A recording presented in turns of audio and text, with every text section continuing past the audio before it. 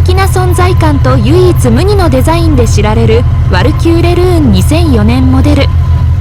その美しい曲線美とメッキを多用したスタイリングはまるで芸術作品のようなオーラを放ち、見る者を魅了します。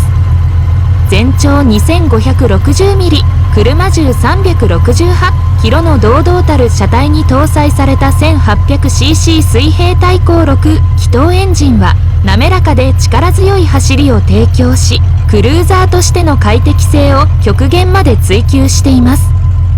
さらにこの車両にはコルビン製ランブルシートが装備されており、シートヒーター内蔵で寒冷地や長距離ツーリングでも快適さを保証。人間工学に基づいたデザインにより疲労を軽減し、背もたれ付きのデュアルシートへ変形可能な機能性も魅力です。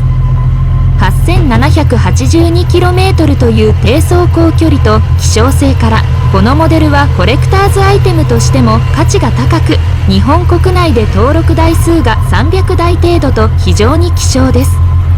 特別な一台として所有する喜びをぜひ体感してください。